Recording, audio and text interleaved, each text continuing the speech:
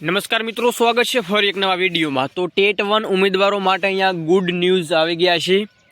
1-2 માર્ક્સવાળાને અહીંયા ફાયદો જોવા મળવાનો છે। પછી 5, 6 કે 7 માર્ક્સવાળાઓ આશા ન રાખે, કેમ કે અહીંયા ચેન્જીસ જોવા મળશે તો વધુ નહીં જોવા મળે।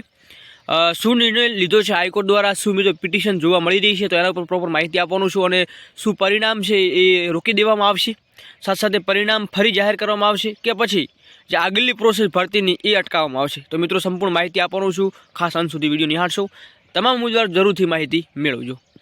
અપડેટ એવા મળ્યા છે કે જે ટેટ 1ના ઉમેદવારોએ એક્ઝામ આપી હતી અને પરિણામ છે જાહેર થયું હતું। તો પરિણામ મુદ્દે અપડેટ એ છે કે પાછું રિવાઇઝ કરી અને ફાઇનલ એમનું જે પરિણામ છે જાહેર થશે, પરંતુ અહીંયા પ્રોસેસ અટકશે નહીં કે ભરતીની પ્રોસેસ કે વિભાગ દ્વારા જે નિર્ણય લેવામાં આવે છે અને હાઈકોર્ટના જે જજ દ્વારા જે ચુકાદો આપવામાં આવે છે એના ઉપર જ એ પ્રોસેસ રહેવાની છે। એટલે કે અમુક એવી જગ્યાઓ છે ખાલી રાખવામાં આવશે।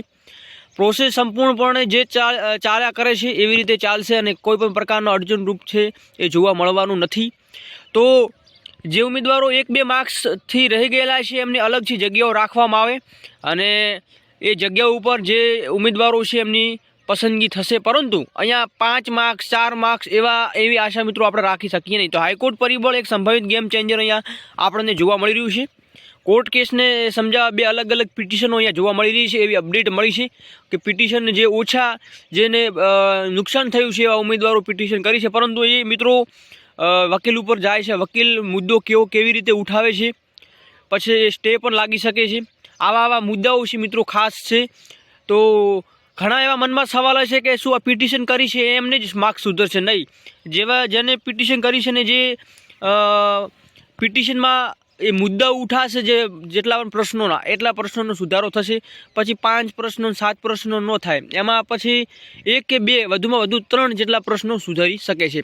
બાકી બન્યા રહેજો, નવી કે લેટેસ્ટ નવા અપડેટ મળશે ચોક્કસ તમને માહિતી આપવામાં આવશે। ત્યાં સુધીમાં આવી અપડેટ મળી છે કે પિટિશન જોવા મળી રહી છે, હવે કેટલી સત્ય છે એ અગાઉની અપડેટ જોવા મળશે। બાકી પરિણામ મિત્રો અટકાવવામાં નહીં આવે, પરિણામ જે છે એ ઓલરેડી રાખવામાં આવશે, પરંતુ રિવાઇઝ આન્સર કી તમને જોવા મળી શકે છે જે અમુક એવા પ્રશ્નોને સુધારી નહીં। તો આથી અપડેટ, વધુ માહિતી માટે ખાસ જોડાઈ દેજો। ત્યાં સુધી જય હિન્દ, જય ભારત।